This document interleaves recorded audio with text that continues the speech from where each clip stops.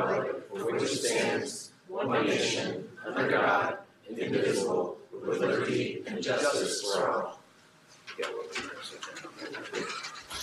First item for tonight is the approval of the April 9th, 2024 Town Council meeting memoranda. Any discussion by Town Council? I move to approve the April 9th Town Council meeting memorandum. Second.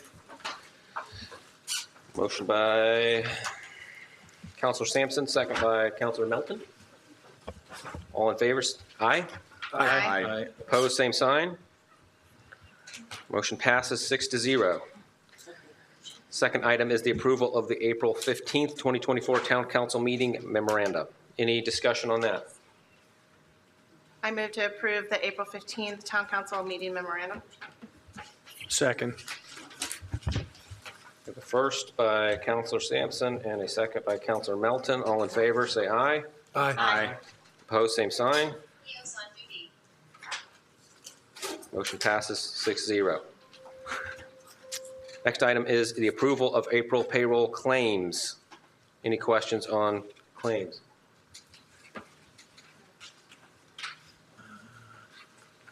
I'll make a motion to approve April claims. Second. Second by Councilor McAlery. All in favor? Aye. Aye. All opposed? Motion carries 6-0.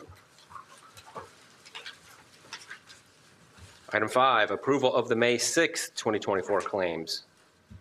Any discussion or questions? I just have a question about, and this is just a procedural thing. Are we working on a way to get the monthly retainers in the correct month for how we talked about that before for the? All depends on when we get the invoice. So it's truly just coming from them 2 months later. Sometimes it could be that, sometimes it could be just where we have like a week and a half cutoff period prior to a meeting, and so it just depends on when it's received. Okay. Yeah. I didn't know if the services are not going through the accounts payable, and it's the whole email to you from them. How does Barnes and Thornburg? It varies. We usually get it via email. We electronic. But, you know, here again, sometimes it just depends on when that cutoff is for the next meeting. Okay, it was just a question. I Yeah. didn't know if that was just something I'm going to ask you about all the time, or if there Hope was not. a change in that procedure. Okay. One thing as well, I might note, so like February for us would be billed in March because you wait Right. until the services are completed. So you're not billing, you're always going to typically be about 30-day behind. And I'm assuming that would be the same for most Correct. legal firms, architectural firms, engineering firms. You complete the services and then you bill for the services. Right. This showed up that both the February and the April retainer were paid with this claims. So that's what made me go, hey, what about February? Why? Mm-hmm. But again, Right. I understand the billing, that is the pay that we do for the retainer. It's just I'm watching the timing on it. I think that's something that we will be noted for when it comes to an audit. You just want to see that the procedures are standard and streamlined. And I think as long as it's paid correctly, if it's a month behind, that won't come up in an audit as long as it's been paid correctly and has gone through the process of a council meeting prior to payment. okay, I Unless just it's thought it a was weird that we prepay. skipped the March retainer. So Yeah, that- I think would that's say what it threw me a little probably went through already, okay, like on the last claims. okay, Yep. that's my only question. Any further questions from council? If not, I will make a motion to approve the May 6th, 2024 claims. Second. You can do it, Joe. Second by Councilor Stein. All in favor? Aye. Aye. All opposed? Same sign. Motion carries 6-0. Amy, do we have any requests to speak on an agenda item? No, we do not. Thank you. Mayor administration update. Mayor Stairs here. Thank you for coming. Good evening, everyone. Good evening. A reminder that tomorrow is Election Day, and voting is from 6 a.m. to 6 p.m. Town Hall is voting center. That means it will be closed to the public, and all of our employees, except of course for public safety personnel, have the day off tomorrow. The next item I have has to do with the town court. A few weeks ago, there was some discussion about our town court taking cases from Whitestown, and I wanted to give you an update tonight on where we stand on that. Whitestown no longer has a town court, and if we take their docket, it would roughly double our caseload of ordinance violations and code enforcement actions to about 70 per month. It would be a public service to a neighboring town and also help make the Boone County courts more efficient. But at this time, there are some significant roadblocks, and before we agree, we want to make sure that it's at least cost neutral to us, that there's not a big backlog of cases that all of a sudden are going to flood our court, and that no new days are added to our monthly court schedule. Now, we're not looking to make a profit here. We just want to cover our expenses through court costs and maybe taking a portion of the fines collected. And the only reason I'm giving you this update is because this could not happen until you approve it and the Whitestown Town Council approves it as well. So this is something that may come onto your agenda here in the next couple of meetings if we can work out the details. And also tonight, finance. I have a couple of items to tell you about. As part of our ongoing process to get our financial house in order, we have a revised list of financial policies that include internal controls, which is a result of a process involving Baker Tilly, Crow, and our finance department. Now, I'm bringing you to these tonight in the name of transparency. The list has been in your packet. We also posted it on our town website today. There is no action required on your part, but I just wanted you and our constituents to be aware that we have put a strong set of policies in place, and we are committed to following them. Now, in addition, there is the investment policy, which by statute must be approved by the town council each year. You have a separate item on your agenda tonight that's coming up regarding that. And then one more note, our finance director, Cindy Poore, and general counsel, John Oberlander, are working to update the town's purchasing policy. The goal is to make it more uniform across all of our departments. We think that will make it more efficient and more easy to track if our purchasing is more centralized. So that's the purpose behind that. Now, I will give you updates on that as soon as possible, but know that we are on the way to getting that done. So right now, I'd like to ask Cindy to come up to present you our updated list of financial policies.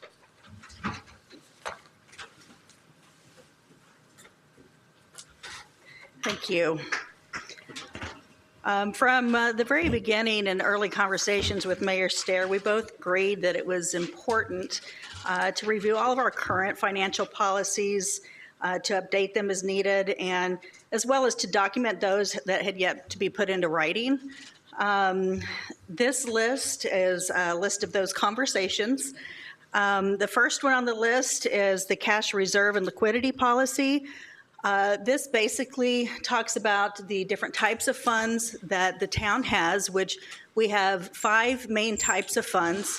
The first being operational funds that are funded primarily by property and local income taxes. The reserve policy that we have in place right now is to maintain a minimum of 15 to 20%. This is pretty standard in what our municipal advisor has suggested that we do. The second type of fund is our capital project funds. With these funds, it's acceptable to accumulate funds over time for these projects that need the extra funding. The other item that Mayor Stair and I discussed frequently was the need for a 5-year financial plan, which is now being in the midst of being created with the help of Crow. But with the financial plan in place, this will show the plan and the spend down for these capital funds. So it'll be a clear picture of what the timing of the spend down for the capital funds would be. We have special revenue funds. These funds have a specific revenue source. For example, PS Lit comes in and there are very specific ways that PS Lit can be utilized for public safety, as well as the Law Enforcement Continuing Education Fund. All of these special revenues are specific on how they can be spent. We have an enterprise fund. The wastewater is considered an enterprise, and that is due to the fact that they are fee-based. They do not receive property taxes. They are solely solely utilize fees within the services for the wastewater, and that's how they function. The last main fund is our debt funds, and those are specifically used for debt payments. The next policy is the budgeting and financial planning policy. This is a new policy that I brought to Mayor Stair. I felt it was important as it serves as an outline and guiding principles for the financial planning process of the town. Its main purpose is to guide the town's leaders in policy decisions, set forth operating principles, minimizing the cost of government and financial risk, maintain appropriate financial capacity for present and future needs, and promote sound financial management by providing accurate and timely information on the town's financial condition. So within that, what that means, the primary areas of function for this policy are the town budgeting, forecasting revenues and expenditures, whether or not budget amendments are necessary, and better management of and the seeking of appropriate approvals for binding agreements that have financial impact on the town. This could be anything from specialized software that accepts payments to grants and the requirements that go along with them. So this brings the finance department into the process in the beginning rather than at the end of the process. Capital planning policy. The objectives for this policy are to identify and plan for capital needs by seeking input through town officials and department heads, guide the town's leaders in developing budgets and debt plans that incorporate the capital needs of the town to support sustainability in operations and future growth, and to prioritize projects based on feedback from the town officials and department heads. Here again, one of the tools for the capital planning will be the five-year financial plan. Here again, this will lay out spend and the plan for these capital projects. Debt management. This on here it says debt service payment policy. This is actually twofold. This is a debt management policy that outlines the maximum debt levels, debt level targets for the town, the types of debt, the appropriate uses for debt, and the limit on certain types of debt.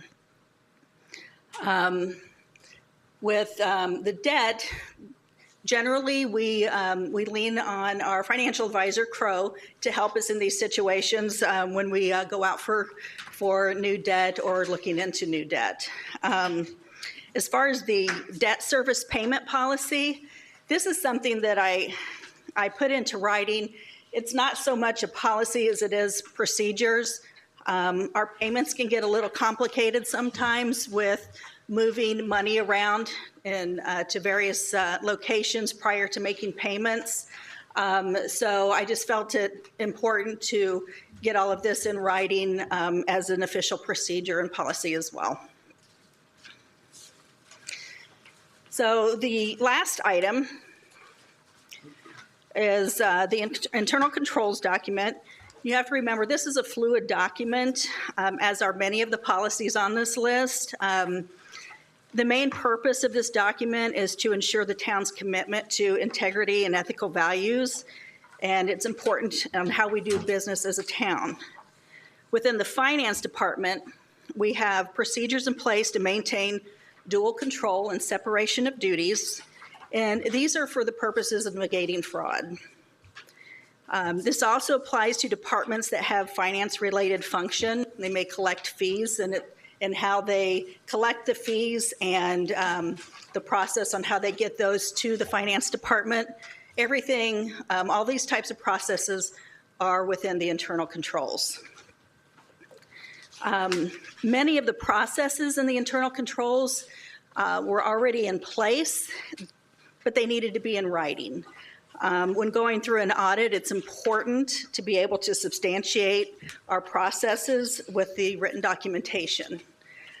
So all of these policies not only help with town functionality when it comes to finance, but it's a positive step forward for the future audits and for regaining the town's credit rating. You have any questions? It's a lot, thank you. It's a lot of hard work, and as someone who's been up here the last 4 years, it's good to see that all this work is being done. I'm assuming a lot of this is being driven by a lot of the consulting and hard work of people who've tried to unpack a number of challenges that we're now fixing. I see there's a couple of items on here that are related to this. What's your timeline in terms of some of these other policies to come before this body? So all of the policies on this list, except for the investment policy, these are not required to have council approval. So we're just presenting these to you for transparency purposes. The investment policy, as Mayor Stair said, we're statutorily required to bring that before council for approval. Okay, So. Thank you. Any questions for Cindy? Yeah, Cindy, do you know when the last time we approved the investment policy was? Actually, yeah, it was in December of '23. So we just approved one. We approved one, and I decided that since we were going through all of these other policies, that we would go ahead and bring it has to be reviewed once a year. Sure. So thought we'd go ahead and bring it before the council so the new council could vote on it. So I have a little concern for that initially, but along with we just covered a lot of stuff, and it's in all different kinds of order. So I'm going to try and just touch base on something I thought I heard you say, which was the cash reserves liquidity. You said, I think you said something like you've been recommended that it go down to 15 to 20%. My question is, what is it currently at? It's currently at 65. So we're at 65%. You've been suggested to go down to 15 to 20%. I just think that that's good for the public to hear that as we move forward. So the other thing I want to kind of bring up is the 5-year financial plan. When do you plan on having that teed up, I guess? And I know that's going to be an internal thing. That's not going to be something that the council will approve. However, I see value in working with the fiscal body to kind of put it all together. My question is, when do you plan to have that completed? That is something that Crow is going to present to council. Here again, not that it needs to be approved, but for transparency purposes. And I believe that's June that will come before council, so that you'll get a chance to, and you'll get a chance to look at it prior to I believe it was June 17th meeting, but you'll get a chance to review it prior to then. And here again, you brought up our reserves that are currently at 65%, and that's one of the things that we're addressing. Obviously, we're not going to go out and next year get that down to 20%. Here again, that's what the 5-year financial plan is for. We have been saving money for various projects. The departments are presenting these projects to be put into the 5-year financial plan. And you'll be able to see the plan of those projects and the spend down. So it's a gradual process, but the 15 to 20% is what we have in our policy as a minimum. Do you think that we should have those internal controls in place or in writing, and then the 5-year plan before we kind of kick the 2023 investment policy off to the side? Well, the internal controls is in place. But it's not written, you said. Oh, no, it's written. No, what I said was previously we had a lot of these processes in place, but they hadn't been in writing, but they are in writing now. Okay. And again, they are posted on the website. And that is a fluid document. I mean, once we change one way of doing something, that has to be updated. So it'll continue to evolve. Well, I appreciate your work in being upfront with all these financial things to kind of get our house in order and continue to get in order. So, Tim's going to make a clarification for me.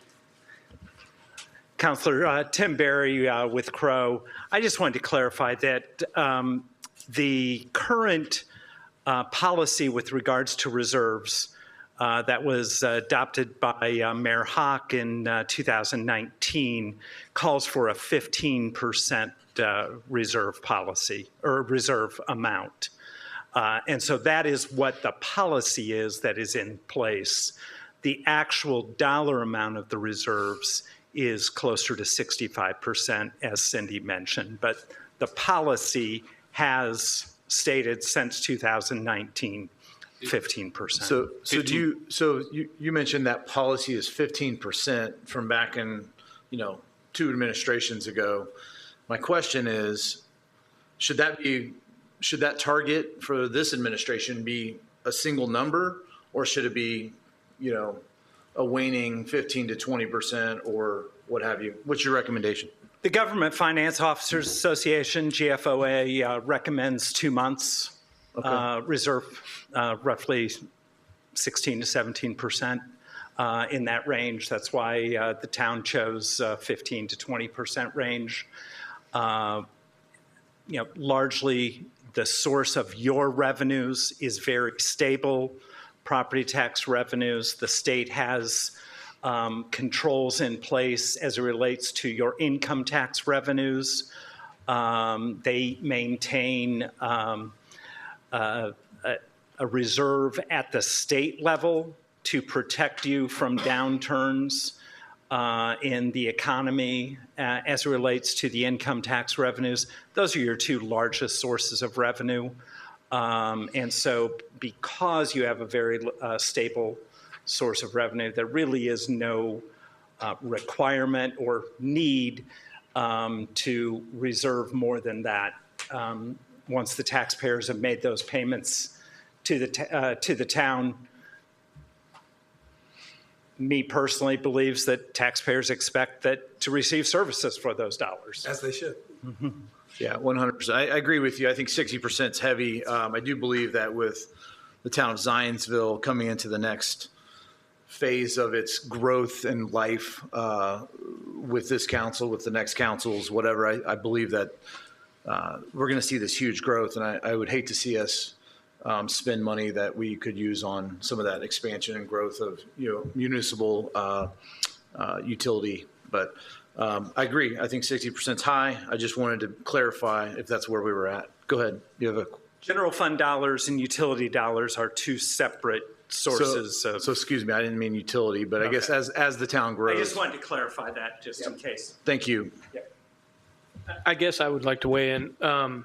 Recognizing the prior council, I thought they were diligent in their reluctancy to spend, given the fact that the uncertainty on the financials, or the certainty of the financials was in question. And so I would like for us to consider reducing the fund, right-sizing the fund, that we would exercise caution until we have a clean bill of health from the audit. I think we'd be making a mistake to right-size now and then find out that we're out of balance or something is awry. And this isn't an accusation of anybody. Just I think we'd be wise to wait before we right-size the balance until we know that we're good, if that makes sense. Yeah, and I was actually going to ask Cindy, so you mentioned that we're not going to just go on a spending spree, obviously. Correct. But that said, you said within the 5-year plan, it's kind of accounted for what the spend down will. Can you give us some sense as to how far down the road do you see it getting before we're down to that 15, 20% where we'd like to be? Not at this point, I can't. I know we've been collecting all the data. Crow has been putting the data into their templates. This is something that they're to the point of almost completion on all of the data in the template, and then we'll review and we'll have a better idea at that point. Okay. Yep. Any other questions for Cindy? I Or John? have questions. Oh, please. Okay. First off, when I went through the reserve and liquidity policy, there's typo. I caught that already before we put it on.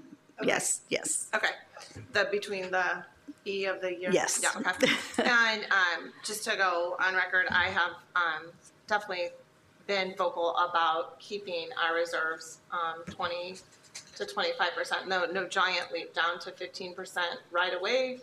Just kind of like you said, Joe, to have that the cushion of comfort just in case something does pop up until we have been given the clear that everything is what we hope it is. And seeing that like 2 months of operating expenses, just last month we are given income from, I believe, property taxes or whatever collections were when we were given the breakdown of the cash flows. Was that last month?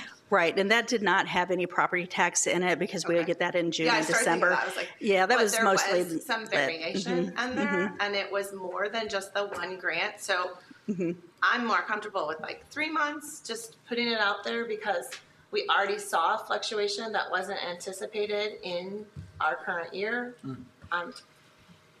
So I don't know. I think the 2 months is yes, there's always the minimum that we are asked to do, and I'm okay with going a little bit above that.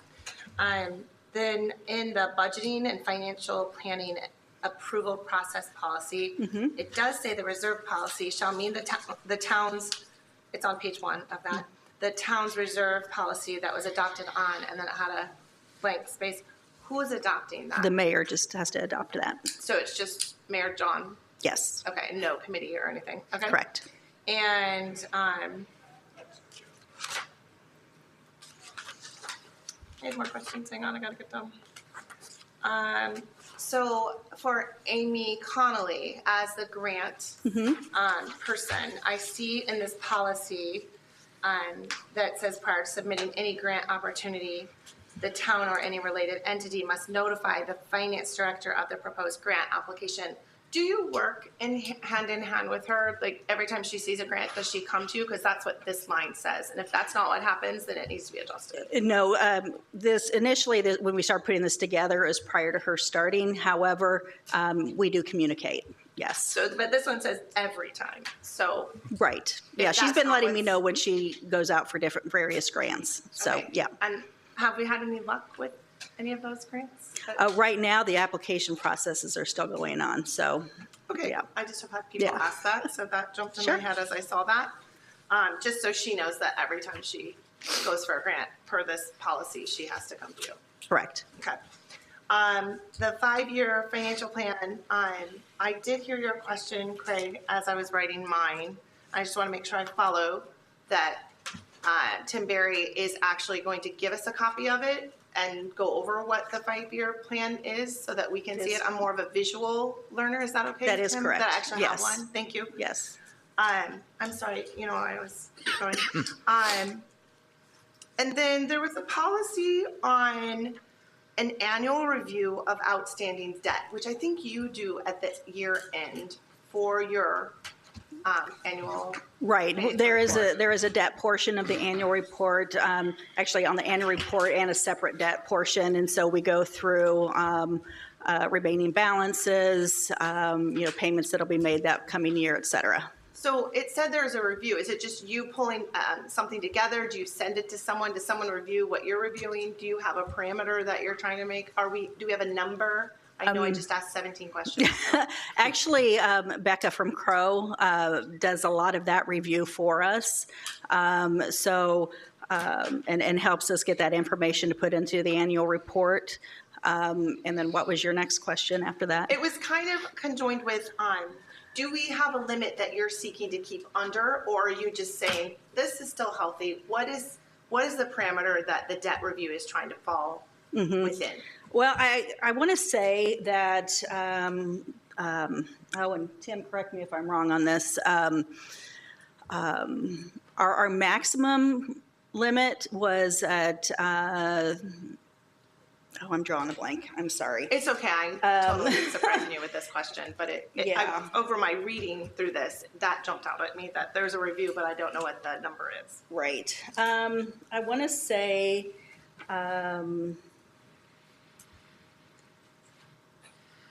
the maximum is the 3,500 debt per capita, but I believe that we're at like 1,700 and something like that. So that's one of the things that we need to discuss, because since I've been in this office, as far as, what do we physically want our maximum to be, even though we might be able to go up to the 3,500? Right. Do we want to go up to the 3,500? That's Exactly. exactly it. So We that's holding something ourselves that we'll discuss, and because I do know that in the next few years, we're going to have some debt rolling off. So that's something that we'll need to go through. Okay. Yeah. Great. And then in your internal controls documentation, I Yes. read those, and I did have one thing jump out to me, and it's a thick booklet. I probably Yes, should it have is. marked it. But the two things jumped out at me. One was our discussion on how payments are made. And since we've gone more digital, that might need to be updated in these internal controls, because it still talked about receiving cash. And again, Yes. if that's a change we've made, we need to reflect it in here. Yes, cash, and then we're currently going to be going to a different process for ordering, purchasing and stuff. So all of those changes will be made at the same time. Right, great. Okay, Yep. actually, it was on page 14. It says that we still accept check, money order, or credit card. So Yes. I think we're just down to credit card. Right? We do still accept some checks. Okay. Yes. Okay. And then the other part was, sometimes I've heard you ask Joe about materiality and thresholds, and that's in an appendix to, there's a materiality threshold for them, but it literally goes down as far as $1,000. So for any kind of mismanagement of funding. So I kind of felt like that was just showing our questions are worthy of being asked when we do ask them based on the claims, because that's in their materiality threshold that's spelled out, and it says within 60 days of being reported an erroneous or irregular variance, loss, shortage, theft of $1,000. So I'm just showing you our questions are actually relevant when we. No, I agree with you, but I think their threshold for materiality and ours are different, right?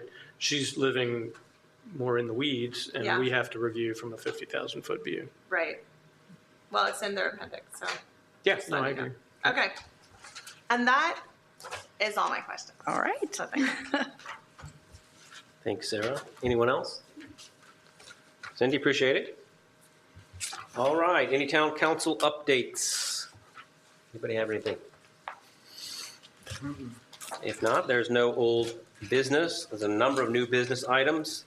The first is a consideration of an easement encroachment appeal. Lance, would you like to come up and provide some background information?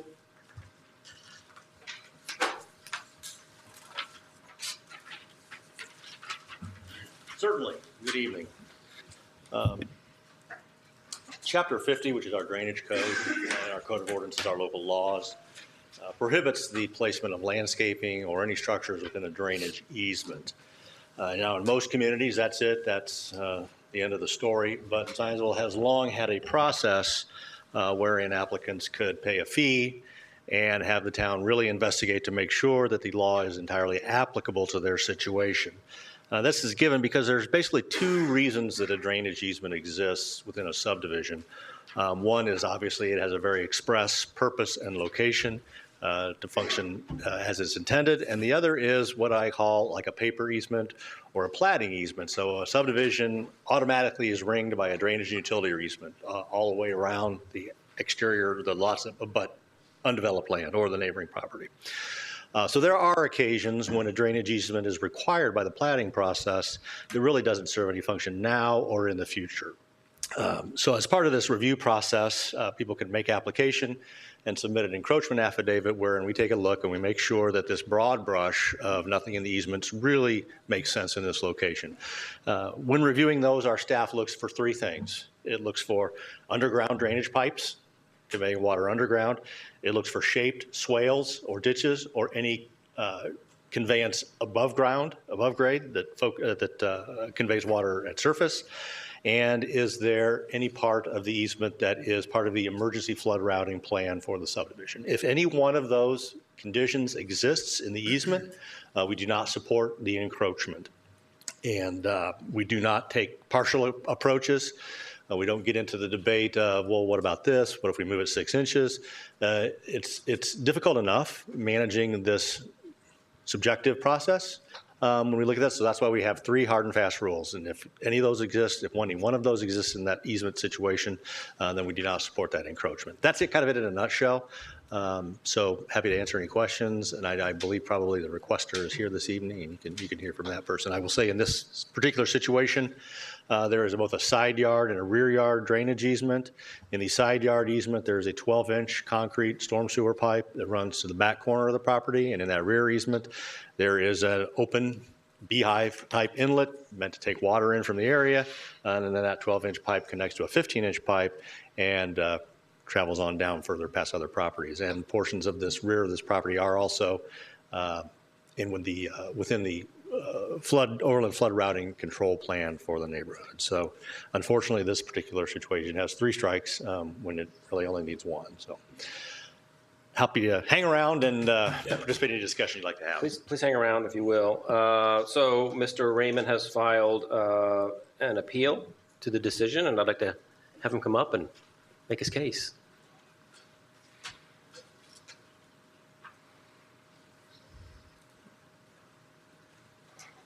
If you could state your name and your address. Yes, sir. My name is Bernard Ryman. Bought a house on 4365 Forest Avenue in Zionsville. Yeah, we purchased a house last year. Wanted to build a fence on it. Obviously, those were very valid points stated. So when we first got the fence denied, we just really wanted to talk to someone from the stormwater department and just ask him. I kind of feel out of place right now. I didn't expect all this to happen, but no. So our whole thing was obviously those are valid points. We were just asking if we can put the standard space aluminum picket fence up, which hopefully doesn't block any water. The space between like 4 inches between the different bars. 6 feet or 4 to 6 feet between the stakes that are actually in the ground. Talking to like a Cameron fencing company who built fences, who worked with those fences. They made it sound like to us that these stakes are very easy to remove, which just led us to believe that it might be possible, which started this whole process. Obviously, like having us, we have 15 feet of the side property being an easement. The neighbor has another 15 plus feet. So we were hoping, obviously, for at least partial encroachment. Obviously, if the neighbor doesn't have a fence there, but if they were to have one and we both left 5 feet on each side, it would still leave a 10-foot gap for any flooding or any overflowing. Would still leave space. Obviously, our street is set up in a way that our property is not the lowest, which would make it difficult to like flood exactly that area too, and not just go like downhill. So that was our main points. Obviously, we have a couple other properties in the neighborhood who have appears to have a similar drainage problem with having a sewer on the street and then a sewer in the back, and they managed somehow to get a fence, which was another reason why we thought we might be able to. Obviously, we don't want to waste anybody's time here.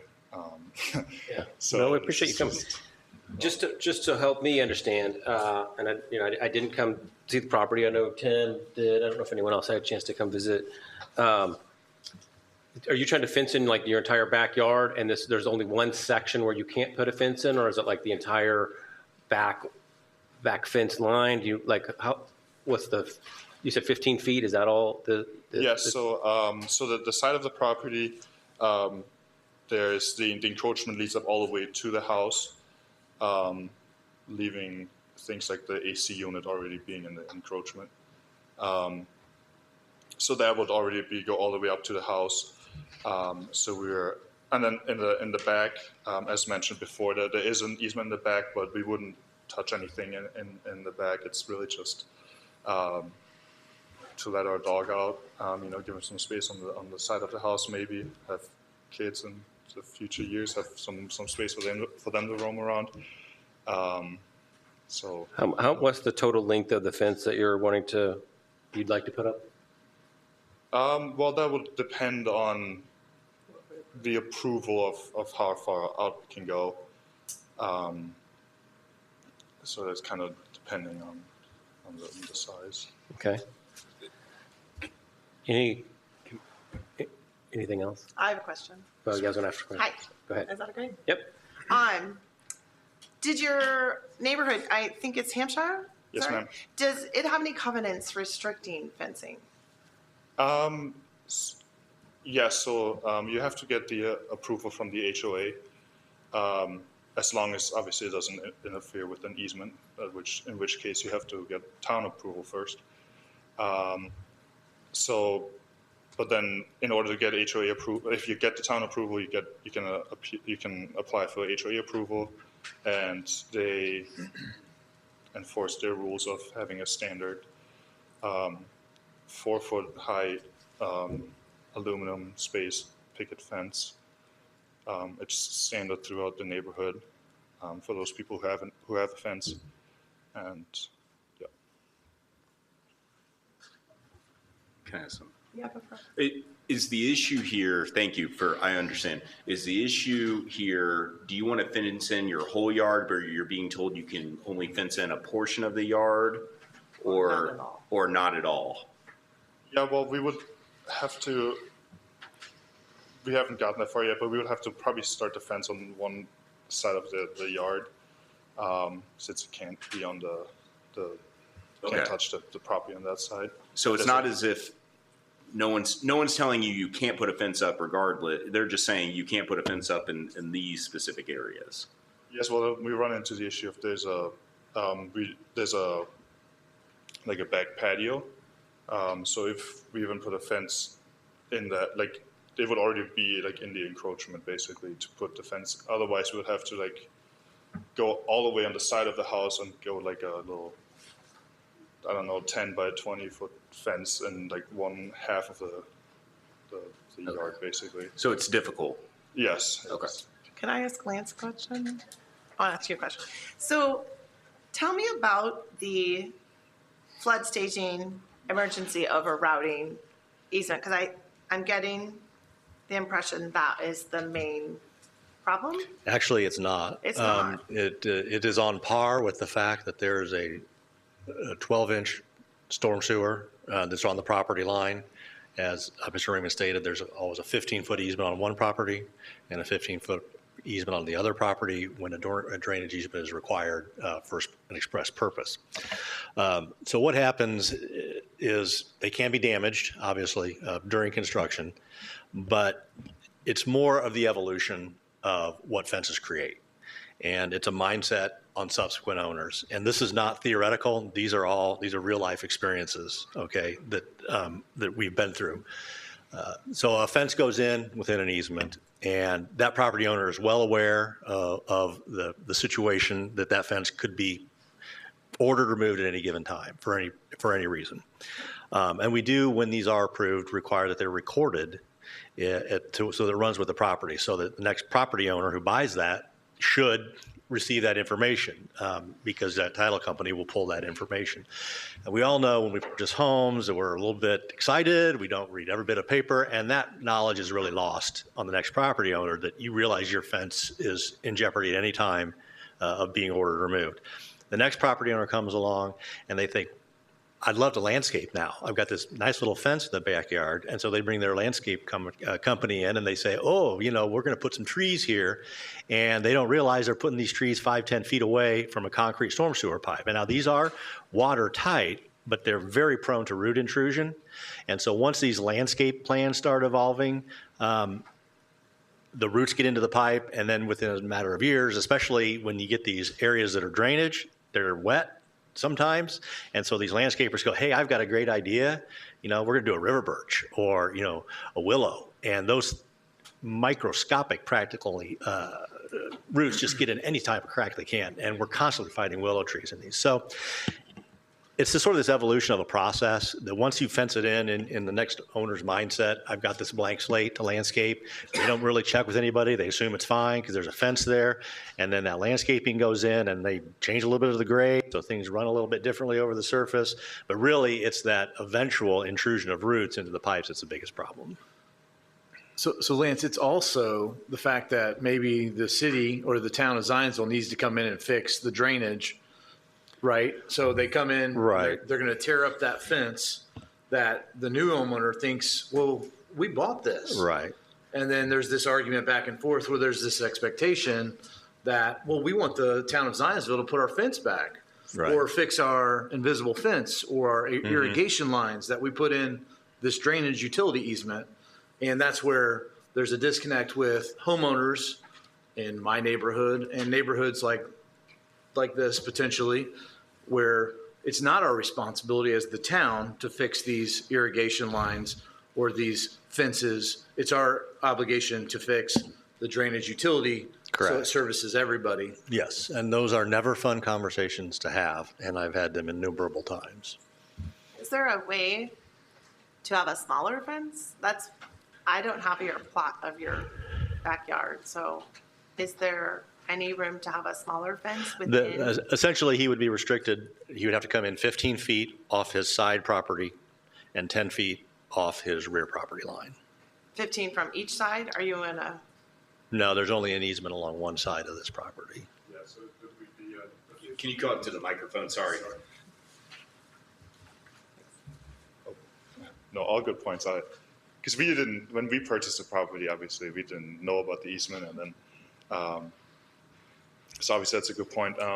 Building the fence, we talked to a fencing company, and so we have to come in the 15 feet, but then with the, like the water, like we have a concrete, like a stamped concrete patio, Yeah. sorry. And then we have it would basically have to come out like a foot or something from there, which would already put us in the easement because that the building ends right here and the patio sheds out straight ahead. And so we wouldn't have any space to even do that without the fencing company saying that this is too close to the either we are on the easement or it's too close to the building itself, or it's going to be right on the concrete patio, which is obviously that goes straight down, but then obviously some of the concrete is not like right there. So I had the opportunity to meet Mr. Ryman today. I went out to the property and took a look at it. And I understand, Lance, your points completely, but that 15 feet seems like a lot, right? So I'm assuming that that's primarily to keep people from planting trees so that the roots don't grow over and get in there. It seems like a fence somewhere in the easement, but not on top of the 12-inch tile, would actually prevent people from putting a tree close enough that it might have the roots grow in there. So I guess I don't understand the argument that prohibiting a fence keeps future property owners from planting a tree that could potentially, you see what I'm saying? I'm a little bit, I will tell you, it does not look like a property that would ever hold water. Has, Mr. Ryman, have you ever had water standing on your property even after a significant rain? Okay. Yeah, so the side yard won't look like that. The side yard is not a swale. The side yard easement is purely for the underground pipe. It's an access route. As Councilor Melton said, eventually there's an inlet in the backyard between the properties. Right. So if we ever have to get in to clean that, this is our way in. Got it. And you would think that 30 feet would be God's plenty of room until you take a backhoe and a dump truck into those, and you're squeezed down into the footprint is actually not very big when you get to 30 feet. So that's why it's not just protection of the pipes from landscaping. That's also our only way in to get to that run of pipe. And if we had to work on the next pipe downstream, which is a big one, we have to go in, make a right-hand turn. So that's why these easements are large. It's our only way to get in to either fix or clean the pipes. Lance, are you aware of any other appeals that have been approved to put in a fence? He mentioned some of the other neighbors have fences that look like they might be an easement. I'll acknowledge that, the old ask forgiveness later, not permission, there are those out there, undoubtedly. And unfortunately, when people ask us about the rules, we have to give them the rules. And that's why we have come up with our 3 points so that there's really no subjectivity. If your easement exists for an express purpose, it needs to be perpetuated and protected. To my knowledge, there have not been any encroachments similar to this approved, but yep, I'm sure they're out there. I guess my questioning was, it seems like there's maybe a little bit of room for compromise on this. I had a pool put in at a previous property that went over a variable drainage easement by a couple of feet. We got it approved. It never had any impact.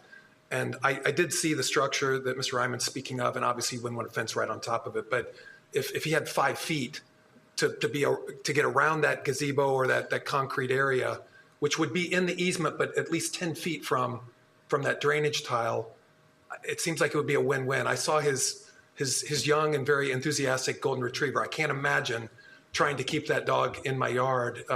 Obviously, he could put in an invisible fence, but this just seems like something that we could somehow find some type of compromise on. I understand. Because 30 feet is a lot. I understand, until you've worked in a 30-foot easement, and once you have, you realize 30 foot, by the time you get equipment in and you have to have a pile of dirt and you're technically not supposed to trespass outside that easement while you're digging up infrastructure, 30 feet is very narrow.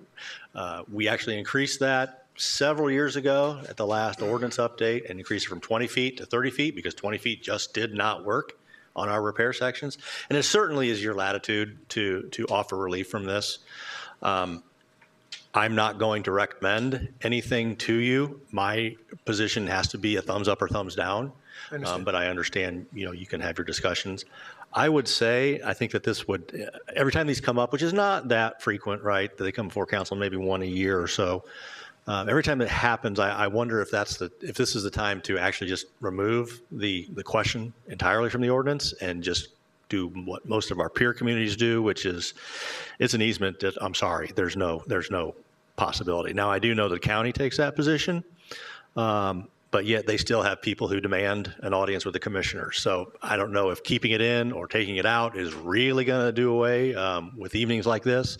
They are hard decisions, right? We want people to maximize the use of their home, and I don't like, being the bearer of bad tidings to explain what that easement is. But we do have to, in an administrative function, hold to our thumbs up, thumbs down on our criteria. But we will do as you see fit. Okay.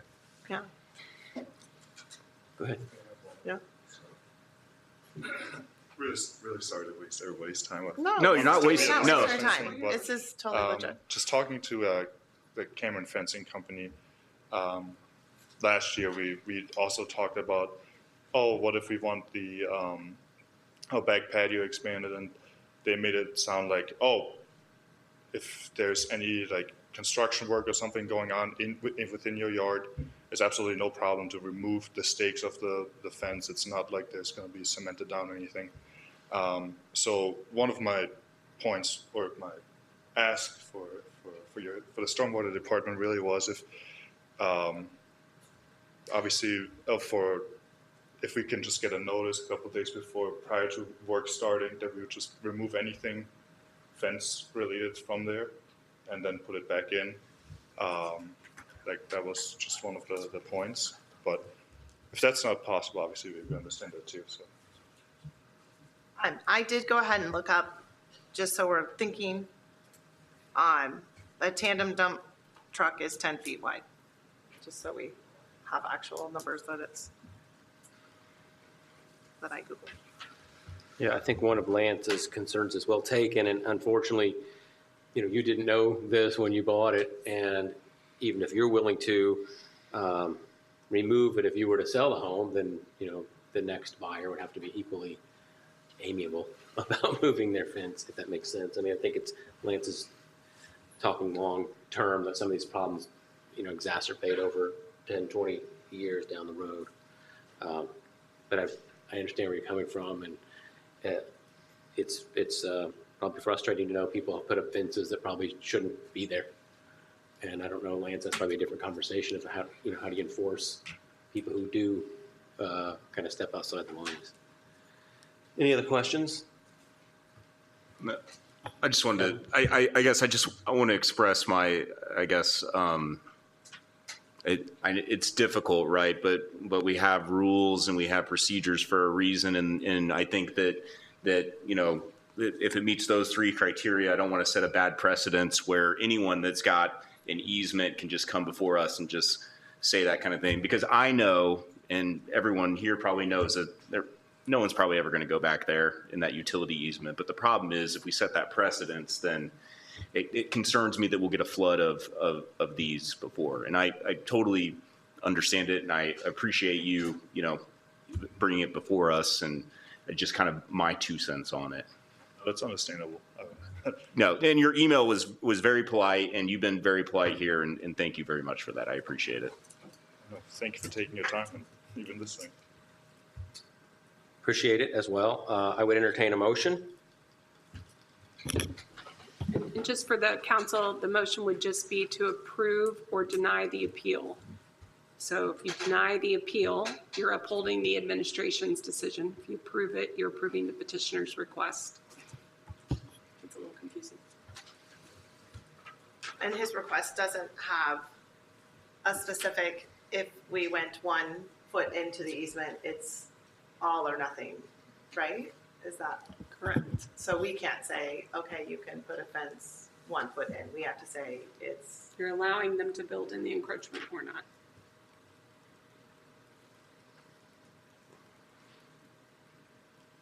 I'll go ahead and move to deny the appeal. Is there anything else you need for that? Nope. Got a motion by Councilor McElderry. Second. Second by Councilor Stein. All in favor of denying the appeal, say aye. Aye. Aye. Opposed?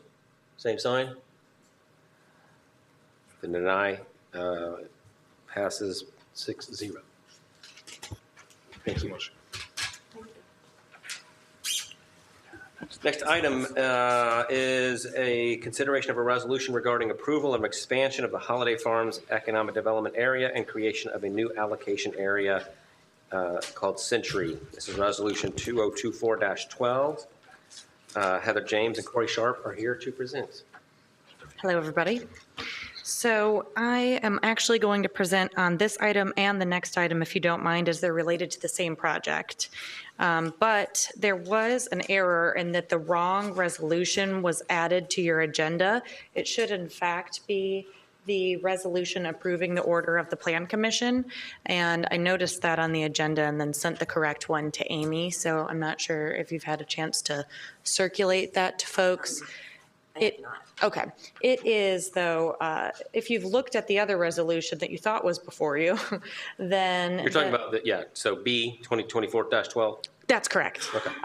The whereas paragraphs are very similar. The difference is that what this resolution is doing is simply approving the action of the Plan Commission that was taken on April 15th. So as you may or may not be aware, the Redevelopment Commission has already met and adopted their declaratory resolution, which expands the Holiday Farm Economic Development Area and creates an allocation area that includes the outlots and also creates the new Century allocation area that's related specifically to this project. And so that's a multi-step process to go through that TIF creation and expansion. So we've been to the Redevelopment Commission, been to the Plan Commission. The resolution before you this evening is simply approving that Plan Commission order, which supports that the action conforms to the comprehensive plan of development for the town. And then we will publish a notice of public hearing, go back to the Redevelopment Commission for them to consider adoption of their confirmatory resolution. And once that's done, then on June 3rd, we would come back before you with the resolution that was in error on your agenda this evening, which would approve the full expansion of the area. So again, the one before you this evening is simply approving the Plan Commission order. So my concern Heather, is that that wasn't included in the town council's packet, nor was it posted for public viewing. Okay. So I would recommend that we not consider it this evening. The council had looked at the other one in advance. So not that there's anything wrong with it, but I just think procedurally that would be, we don't have it on our agenda. We don't have it posted, and they don't have it in their packet. And apologies, I did send that out. I just didn't realize that it wasn't included in your materials. Thank you, Heather. I'm sorry for that. I was trying to make sure I was following what you were saying and confirm with Amy that we didn't have that one. Sure. Okay. Well, so that is, separate from the next item on. So before you go there, Heather, should we then take action on B before she continues to talk about the next item? The continuance, or? Yeah. Yeah, so,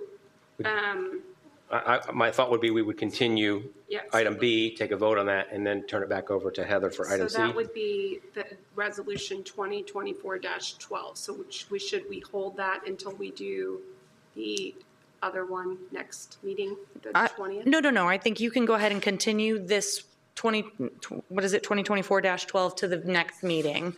And then we can continue with the following ordinance after you take that action. So we'll have, I just want to make sure I'm crystal clear. So we'll have the one that wasn't included and 2024-12 in the next packet for the 20th. No. So we would have the one that wasn't included. I guess I assumed that you would renumber that one to be 2024-12, or renumber it to whatever you'd like. Okay. But then we wouldn't consider the one that was erroneously in your packet The EDA. until after the redevelopment commission holds their public hearing and adopts their confirmatory. Okay. So the EDA, we're just not next meeting.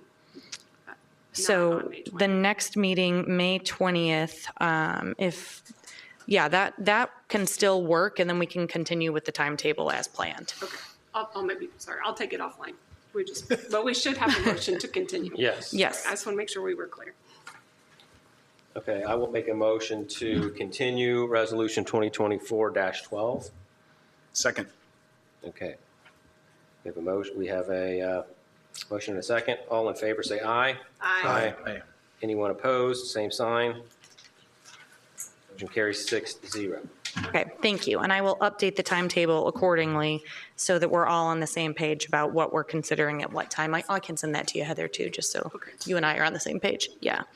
All right, so the other item under new business related to this project is item 10C, and this is only first reading of the bond ordinance.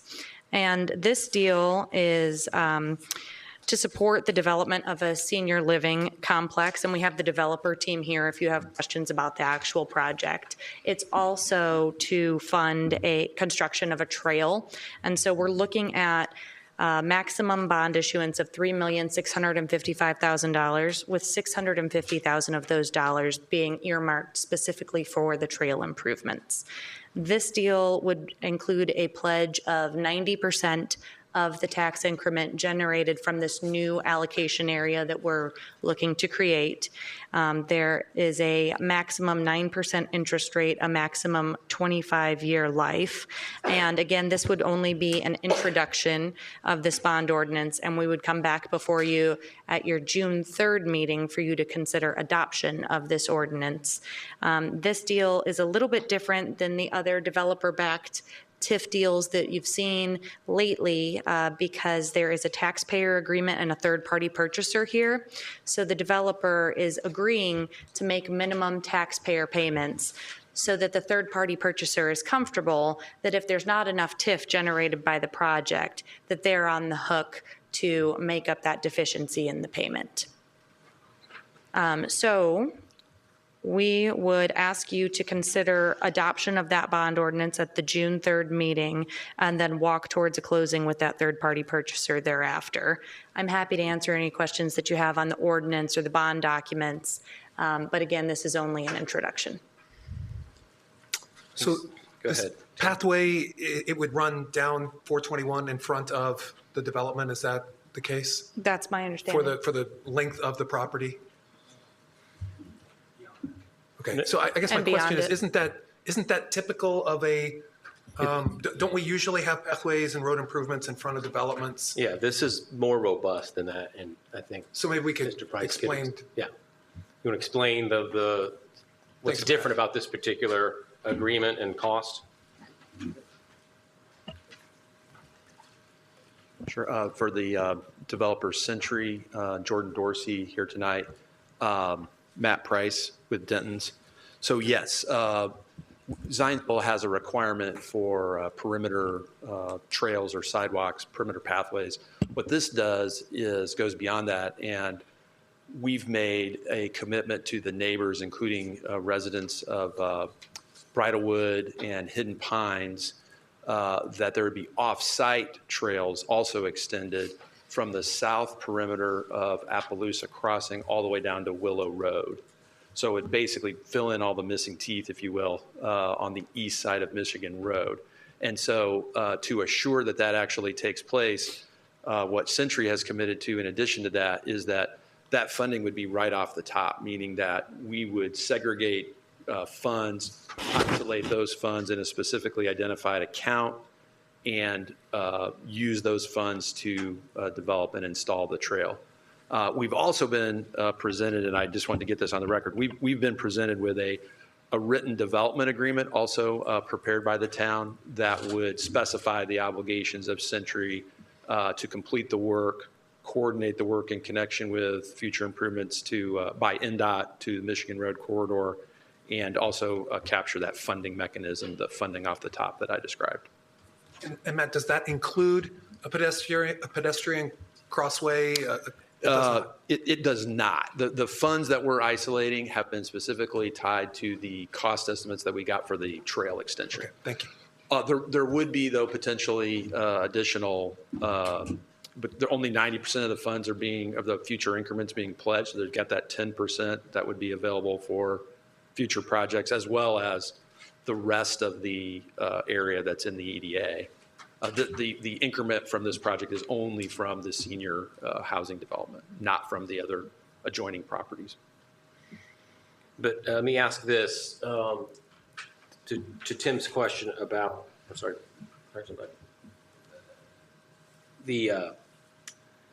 I'll get to development agreement in a minute, but the portion of the trail that would have by law already been built on the property, is that something that Century would be doing, or there are outlots that are still affiliated with another developer? So is he, even though it would make sense to probably develop the front end and then put the trail in, but he's willing to do that ahead of time, or is it just more to hold on to the dollars until a later time? The thought process is to do that all as part of this same project. So we're not, for example, we're not doing the two end extensions of the pathway and then leaving that open. It'd be to do it hopefully contemporaneously so that we have a continuous path that links to existing trail network. So we wouldn't have a path to nowhere, if you will. We'd have a path that connected with the existing trail network. In the packet that we got that had the documents about the bond, and I had asked a couple different questions about this before tonight, it wasn't very clear as to who was responsible for paying for the trail, whether it was the town or if it would be Century in a development agreement. It sounds like there's been some shift that this would now be that the developer would pay for this with their dollars, or is it still money that's going to go to the town and the town would restrict the dollars until such time as they're ready to pay for it? Can you explain that change, or if there has been a change? It may just be a little bit of semantics, but let me attempt to try to clarify it. So what the trust indenture, which is kind of the rules of the road, if you will, for funding and purchasing the bonds and then accounting for the future disbursement of the bond proceeds, that document has in it the creation of a construction account. And that construction account has a sub-account that is dedicated for the Michigan Road trail improvements. And so when we close, what would happen is the bond would be purchased and the funds would be segregated to their respective purposes at that time. So from, I think, the developer's perspective, once the bond is purchased and those funds are placed into the construction account, really the town then has control over those funds at that point.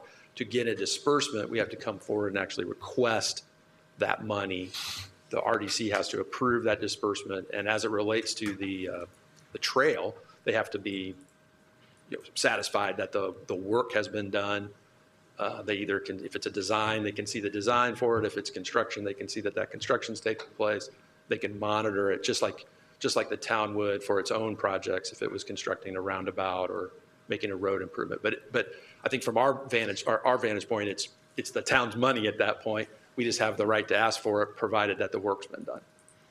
Yeah, so it's a little bit of a nuance. So the town has the money, even though you would be contracting and overseeing the construction of the trail, and then you would have to ask for dollars from the town, and the RDC would approve those dollars back to you? Correct.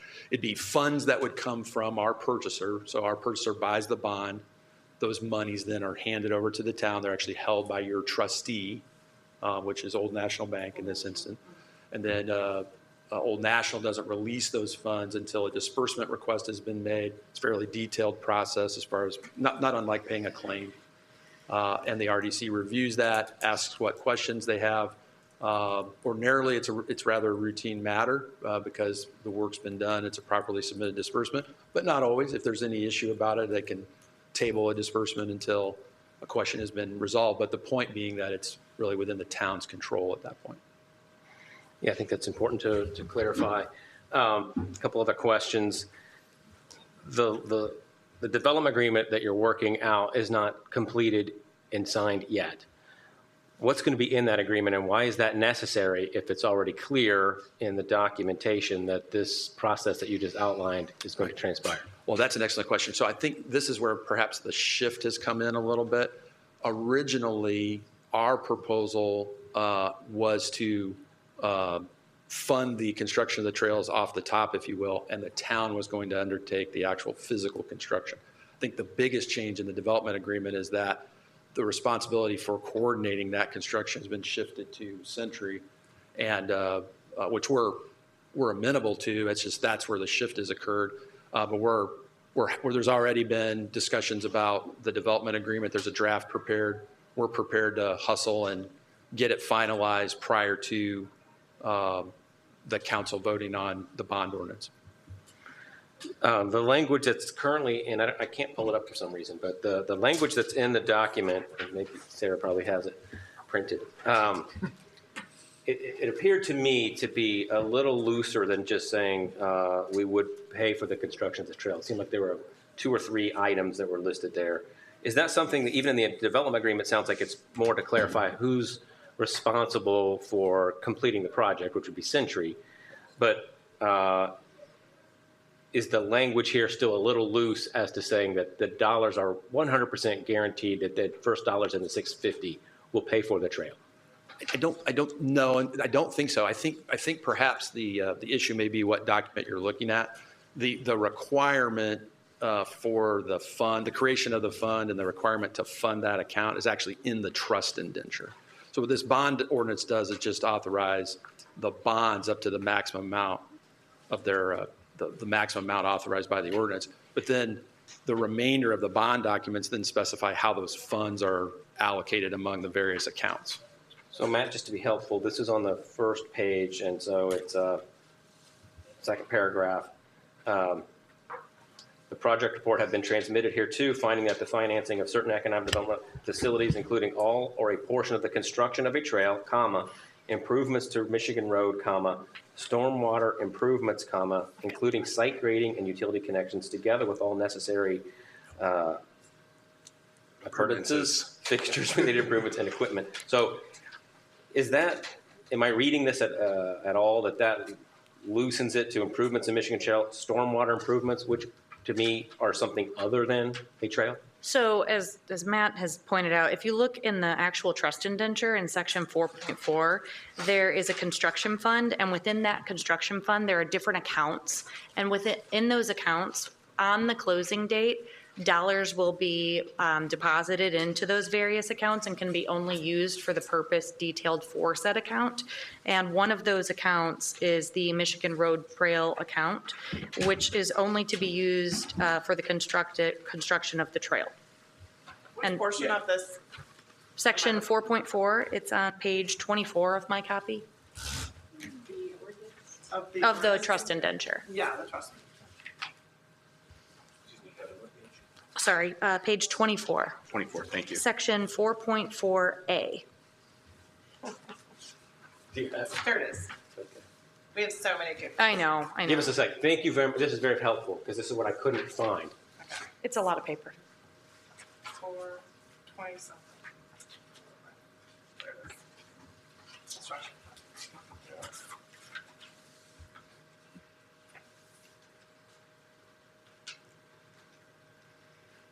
There's some blank numbers in here as to the dollar amount. Is that something, when will that be filled in? We'll fill that in prior to closing, of course. These are substantially final versions of the documents, and typically we don't fill in all the blanks until the bond sale has occurred, because we put in all of the final numbers at the same time. But we could certainly fill in that number now if you'd be more comfortable. I'd be more comfortable if you filled it in before final reading, but Heather, would that change then the motion if we introduce it and then they have to make an amendment? No, we can make an amendment for second reading. Okay. And I think it's important to point out, at least, I mean, the total bond itself is 3.6 million, right? And only 655 is going into this construction fund, right? And so these stormwater improvements, other improvements may be utilizing that 3 million, right? That's on correct. the other side. Okay. So it's not as though that this bond is just solely for the trail. It's for all other improvements. Yes, and so that's kind of why I didn't fill it in, because I don't know exactly what the other numbers will be in that paragraph, because it depends on the exact final bond amount. Okay. How much we'll put in the cost of issuance account, and how much we'll have in the project account outside of the dollars used for the trail. But we know generally how much the trail is going to cost. Right. And I would be more comfortable knowing those dollars are there as opposed to maybe it ends up being $1,000 in this fund. I'm not saying that could happen, but I would be more. And clearly, to your point, Councilor Burke, the commitment has always been to fund that up front. 100%. So, and we're totally in accord on that. Yeah. Yeah, that would be fantastic if that could get nailed down. And then I know you'll have a development agreement signed by the time we meet again. And I can send a red line so you can see the changes in the document, including that number. Thank you. Yeah, of course. Is it possible that it costs more than $650,000? Well, I suppose it's possible, but we've vetted that very closely and then consulted with Mr. Lance. I haven't personally, but I believe Mr. Dorsey has, or at least he's verified that the price we're showing per linear foot looks in line with current costs. And is there a bridge on that trail as well? I don't believe there's a bridge. Oh, there. You got it. There's a couple creeks, I think, yeah. Yeah, Jordan Dorsey with Century Development. So the breakdown of the overall construction of the trail is about $550 for the construction itself, and we threw another $100,000 in there for surveying and some soft costs related to the design. There is one small crossing that occurs right to the north of Hidden Pines that would just be sort of jumping a creek. But there's not a crossing over 421 if that's what you're referring to. Well, I was talking about the creek, but that's great. So you've calculated in for the creek crossing. Correct, yeah. So our contractor, who's a local contractor here in Indianapolis, put the budget together and vetted it through various subcontractors in the local market. Fantastic. Well, we appreciate you guys putting that in and working with the town here to help us complete part of this pathway or trail. Is there going to be any imminent domain or anticipated with that, or is everyone willing to play ball, or where are you at with that? So we don't know a lot of those things yet. So, this has been a little bit of a shift in the last week or so, but, I'm going to take the lead on coordinating the construction, helping the town as much as we can. But when it comes to right-of-way dedication and, acquiring right-of-way, that's something that'll come during the design phase.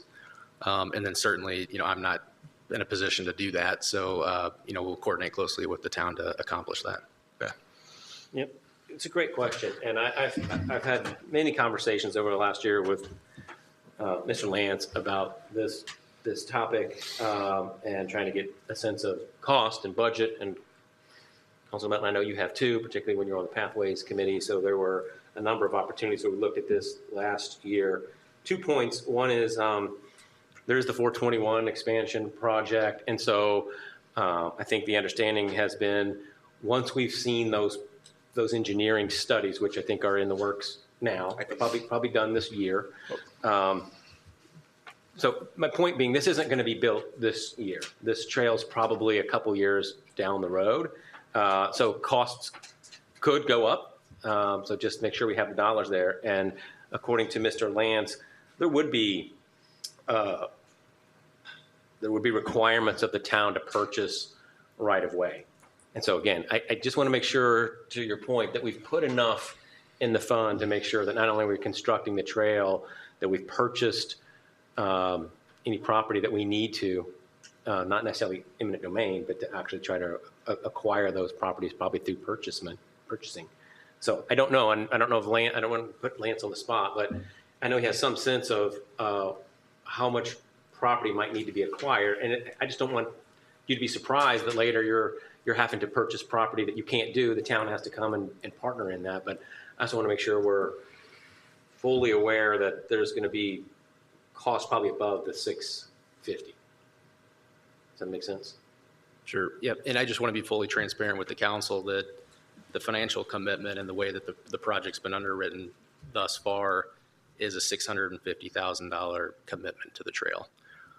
So now that there is the split with the 90-10, as the outlots are developed, there's additional TIF revenues to be captured there. But the transaction that would occur hopefully here at the end of June, because we are selling the bond, monetizing the bond, I'm going to sign a taxpayer agreement. The amount of money that can be funded immediately is $650.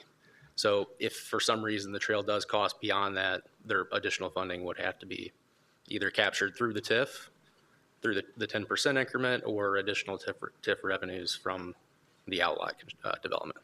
Makes sense, yeah. So if there are additional costs, they're not on your dime.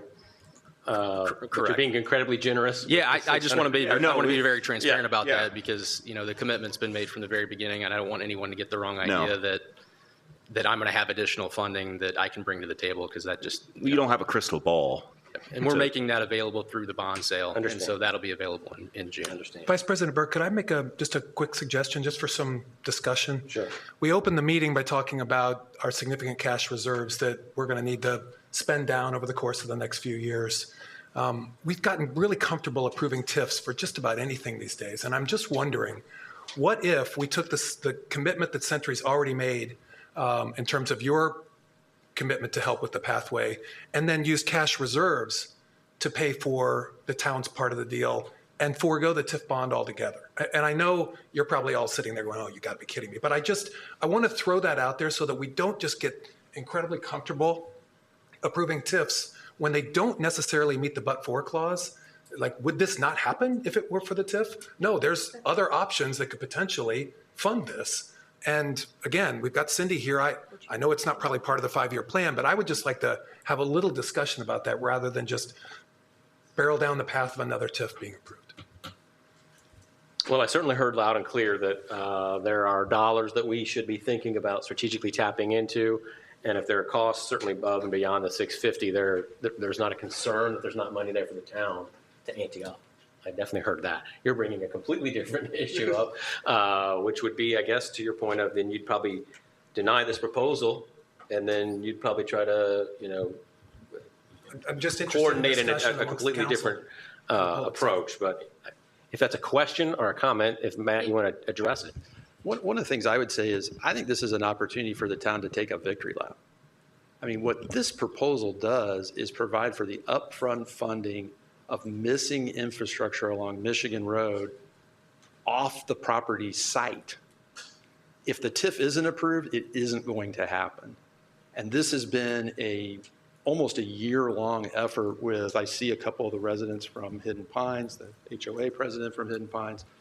We've worked very closely with the adjoining neighborhoods to come up with a solution that's a win-win. And so kind of pulling the rug out from underneath the project at the 11th hour would be devastating to our project. It would be devastating to the commitments we've made to the neighbors. And I think would leave a black eye for the town as far as setting a new precedent that says, here's a mechanism for funding off-site improvements, adjoining a new allocation area that don't directly benefit this parcel, but benefit legacy community members. I think that's a testament to the creativity of our planning staff, of our economic development team, and the willingness of this developer to step up and do something unique for Zionsville. Yeah, and let me clarify, I'm not suggesting that we scrap this. What I'm suggesting is that we fund it differently. That's it. What do you have against the TIF in this? Like, what stance are you taking that a TIF would be a bad way to fund this? Because it's not the only way that this can be funded, and that's when TIFs should be used. But for the TIF, it would not happen. I got the head shake from them that this meets their but-for test. Could you explain that? Elaborate? Yes, please. I was going to maybe suggest just talking, maybe Heather, I was going to punt to Heather, just why we use TIF. I mean, TIF is, usually set up because you're creating the opportunity for new taxes to come into the town and allowing the developer to capture some of those taxes to put in infrastructure which supports a development project. So the certainty for a developer would be to know that they're going to be able to have that revenue, not only this year, but in future years to be able to offset those upfront costs that they're investing. And Heather, I don't know, but that's typically why we would use TIF versus going out and funding, a portion of a capital project. There almost always are funds that are allocated alongside the TIF for the town to spend on if the trail would cost, additional money, or we would need to acquire right of way, or any of those easements that would need to be put in place. But really, that's the advantage of using tax increment financing is you're getting something up front for something that hasn't occurred yet, which is the taxes to be, paid in the future. Is that? Yeah, that was I'm very not well a finance said. lawyer, but I sit around them, so by osmosis, I hear them talking. So. No, that was well said, Heather. And I mean, I think that we have met the but-for test because but for incentivizing the developer in this way, they would not be building this project and this trail would not be getting done because the town has looked at other options for funding and hasn't been able to find a way to get this trail done. So this was a creative solution to that issue. So I really feel comfortable that if we weren't able to provide this incentive, that this wouldn't be happening on this property. Heather, I have one other question. Is there any way that on that fund, the construction fund for the trail, we can just say like Appaloosa to Willow Road Trail? Certainly. Yeah, these are substantially final. We can still further, clarify and make changes to that trust indenture and put in there whatever would make you comfortable. I think it's a great point. The more specific we can be with still being general. Sure. To make sure that's a good idea. Okay, we'll do that. Yeah, like I'm even looking to see what it does say. It just says Michigan Trail. Well, and part of that is frankly because I'm waiting to see the language that we put in the development agreement so I can put the same language in the indenture. Makes sense. And so while we were still negotiating that, it didn't make sense for me to, Yeah, that would be very helpful. Yeah. Again, there and the dollar amount would be very helpful. Any other questions, Mr. Melton? Just the last questions for Lance. Lance, if you can pop up. We just want to maybe a head shake. Can we commit to this idea of this money for this pathway under this idea with the Michigan Road corridor or the Michigan Road project that's coming? I guess I wonder if there's a way to commit to that when we don't really know what's going to happen with NDOT's 421 planning now. Can you commit to that? Or I guess, again, you don't have a crystal ball either. However, you've been in some meetings. I think, were you in a meeting, Evan, Counselor? Evan. Evan. Yeah, I was there. Yeah. Okay. Yeah, I wasn't there, and obviously it's not my area, but through the pathways, I'm committed to try and get the town to commit to this as much as possible to expand this. So are we looking like this is going to be a feasible, good thing that we can commit to, or is there a little bit of loose end with the 421 plan? Well, yes and yes, but Okay, I great. think I have no pause in advancing a pathway effort along 421. Yeah. Okay. Thank you. It may be contingent to some degree upon the engineering studies that we'll see on how it would be engineered and planned, right? So I think that my understanding has been we should probably kind of wait for 421 to kind of give us some greater detail before we can move forward. But this fund would still be sitting there. It may be the point, maybe 2 years from now, but the dollars will be there for that purpose when that time comes. And I feel like this is a side conversation. And thank you so much to the developer for, like I said, thinking outside the box to create this opportunity for the town. Well, I guess I was looking at you, but I was saying it in the way that I would hope Lance would say, yes, you're correct. You're correct. Eye contact is everything, sorry. Any other questions from council? All right. So this would require an introduction, and then there would be a second vote on this at, you would suggest probably the June meeting? Yes. And the reason for that is because it would have to be the June meeting that we would come back with the resolution approving the creation of the area. And so might as well just do both on the same day. And that gives you time to also fine tune the development agreement, correct? That can be Exactly. signed, and the new, And update the indenture. yes. That's right. Okay, fantastic. Do we have a motion? I move to introduce ordinance 2024-11 on first reading. Second. So we have a first by Counselor Stein and a second by Counselor Melton. All in favor of introducing ordinance 2024-11, say aye. Aye. Opposed, same sign. Aye. Motion carries 5-1. Thank you. Next up, consideration of a rezoning ordinance, petition 2024-16K. Mike Dale presenting.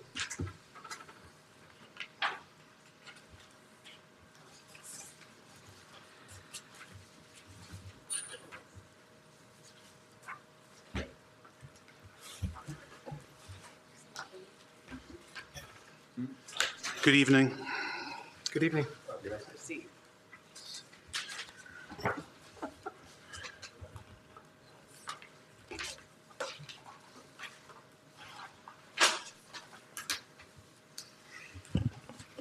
Simon and Catherine Katz are requesting a rezoning of about 3.4 acres.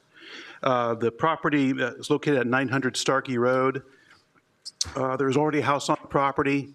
The site is zoned between two different zoning districts, neither of which accommodates a single-family dwelling. So what they'd like to do is change the zoning of those two parcels to the residential single-family zoning district to accommodate a second home on the property. If the rezoning is granted, they may need to proceed a little bit further into the process for variances and so forth. They're aware of this. At last month's Plan Commission meeting, the commission forwarded a favorable recommendation by a vote of 6-0 to the town council.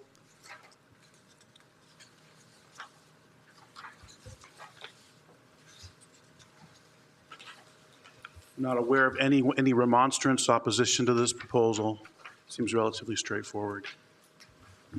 Any questions for Mr. Dale? Yeah, Mike, could you tell me some variances that they might, did you say variances? Right. The parcel they wish to create would be landlocked, so to speak. In other words, it would not have public road frontage. So a variance may be warranted in order to waive or reduce that requirement for road frontage. Secondly, the way they want to subdivide the property would separate an existing barn from the primary structure. And therefore, we'd end up with a property that only has a barn, or in other words, an accessory structure without the primary structure. So and that would be the cause for the second variance. But the plan is to put a home there eventually? That's correct. Okay. And it's just for a driveway, right? The frontage variance, so that they can put access, so they can access their property? Access, right. The county ordinance requires public road or road frontage. Okay. That's like a shared driveway then? Yeah, that would be the proposal. And the neighbors have been contacted about this? Oh, yes. A public notice was given to the surrounding property owners and just noticed in the newspaper, and the property's still posted with a sign. And town staff in favor of this? Yes, staff recommended favorably. So when it becomes, I'm just trying to follow what it is. We're at urban. That's what we're trying to get to, is urban single family? Correct. We're trying to get there.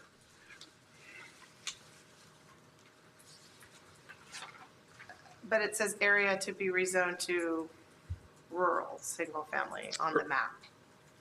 That's residential RSF2. Oh, residential, okay. Yes. I just saw an R. And so for this to happen, the shared driveway doesn't count? That would actually be a variance that would have to be? Right, you're right. That's our interpretation right now, but we'd have to work through that issue a little bit more closely. I feel like we're going to be getting more of these as some of the landowners are selling portions of their properties. So I just want to make sure I'm clear on how it works. If this was urban, This is urban. in a northern part of Zionsville that isn't surrounded by other single family too, will we be considering it differently? Well, we may not have supported it in this case, as you mentioned, in this case, there is RSF2 zoning adjacent to it in the immediate vicinity. That's so. why I'm trying to mentally, because Uh-huh. I'm just assuming we're going to get asked this more, so I want to be Yeah. consistent. And the comprehensive plan for this area recommends low-density residential. So, there were a lot of reasons to support this. Right. I mean, this is my area. Yeah. I see no reason not to vote for it, but I just want to be consistent as this topic comes off more. I've seen a lot of people start to sell off the back part of their lot, and I was just trying to wonder, when do we say no? Is it okay as long as there's a shared driveway? Is there? Well, that would be a is matter, there frontage? I believe it would trigger a variance, and the Board of Zoning Appeals would make that determination as to whether to grant the waiver of the road frontage requirement. What is the purpley burgundy zoning? That's multifamily. So that was gonna be my point. Anytime that we Yeah. can move anything from multifamily down to single family residence, that's a plus in my book. So. Yeah. So that area where the path is could become multifamily back there, right? That's the zoning. Wow. We Yeah, change the whole thing? urban multifamily residential. You could initiate a rezoning. That is statutorily possible. And, okay. Or we wait until the comprehensive plan incorporates this property. Okay. Any other questions for Mr. Dale? The attorney representing the property owner, Roger Burse, is here to respond to questions as well. Any questions for Mr. Burris? All right, I would entertain a motion. Mr. Vice, just to be clear, this would be a final reading on this? Because it's, okay. Because it went through the plan. Correct. Okay. So it would be moved to adopt. I move to adopt the rezoning ordinance petition 2024-16-Z, ordinance 2024-12 Okay. for approval. Second.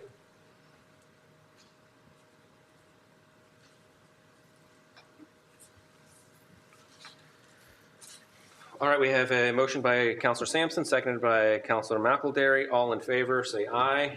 Aye. Opposed, same sign. Motion carries 6-0. Thank you.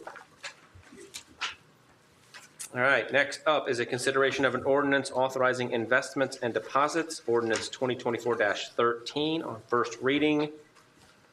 Cindy Poor. Good evening.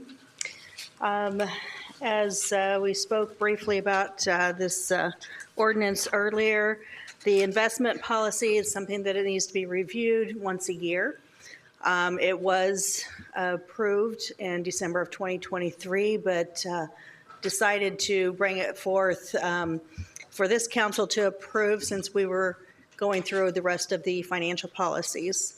There is the one main change in this, Section 5. This speaks about prudence, is the only thing that was added to this from the last one that was approved.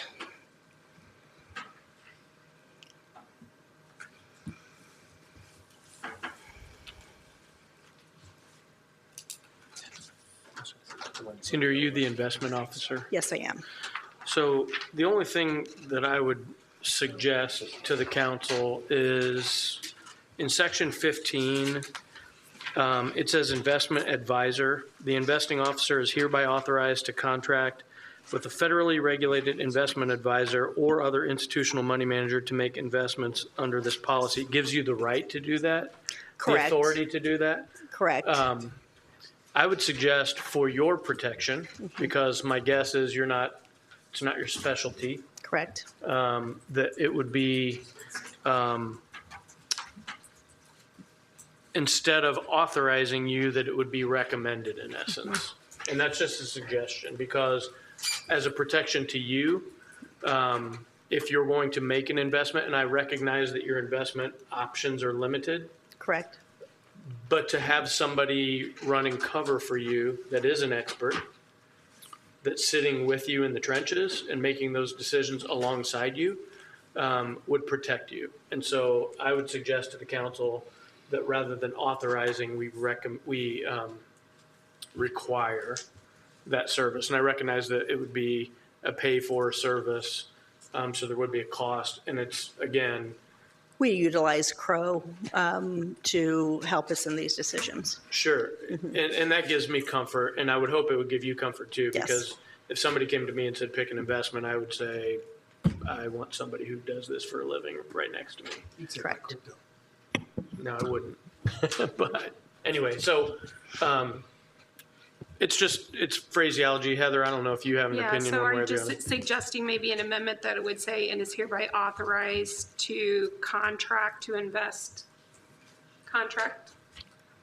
for the town's funds, or like, I would need to go back because I can't recall what the statutory language says. I think it just says we have to adopt an investment policy, but. Right, because, this is pretty statutorily regulated as far as what I could even invest in anyway. Yep. It's pretty limited. But yes, Crow is utilized in these decisions as well. Sure, and I can just tell you based on my experience, for example, with the school board, things that I did hear from my constituents back then were, schools aren't in the business of investing. Schools aren't in the business of this. Schools aren't and towns probably not as much either. And so I'm just trying to get ahead of an ugly situation where perhaps you pick an investment that goes south and some monies are lost, or you don't earn what they could have, I guess, to give you that cover, to say, well, I did it based on advice given by, as a protection. Again, it's my suggestion. I'm one of 7. And so if you guys don't feel the same, I'm good with that. But I just wanted to throw that out there. Where is that? Section 4, that's the second line at the end. First page. I thought we were looking at section 15. It's I thought section it was 15. like the investing authorizer language.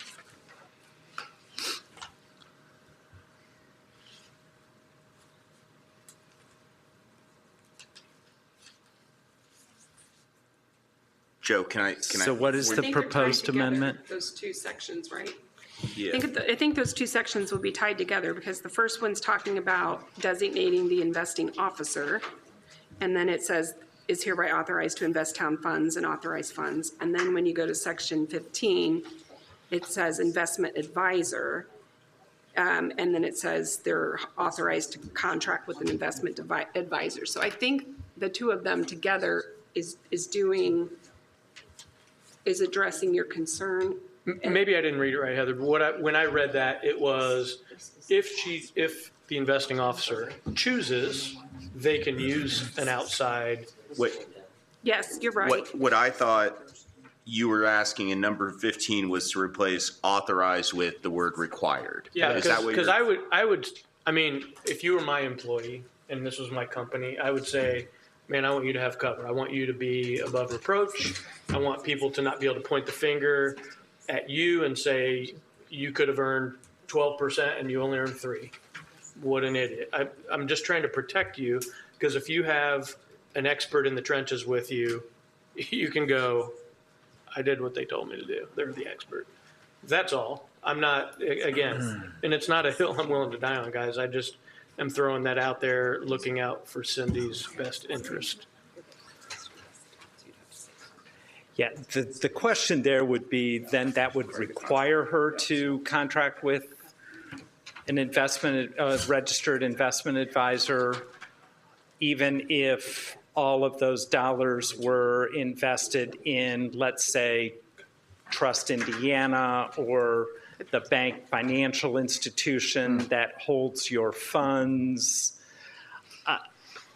See, that's where I was going with saying it would require, I think, a change in both sections, because you've got section 4, which sets up the authority to invest. And I'm looking at Cindy, but I think, we've got some of our funds are at PNC, and so we've got depository type funds that also would fall under our investment policy, where, you've got some funds over here, and then you're contracting with what I would say your stocks and bonds with an investment advisor. So we've got it addressed in 2 places in the document, the way I read that. And I know historically we've had some accounts in which we're investing and some accounts which, there's state statute, I think, Tim, you can talk about this, that says, hey, you can go invest in whatever the state treasurer is investing in. The state treasurer has already hired an investment advisor, and that's a way that many municipalities have chosen to go because they're monitoring the markets.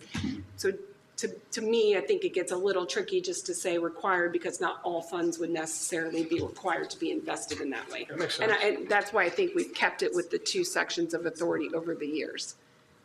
And statute already defines the investment officer for the town as either the clerk treasurer, city controller,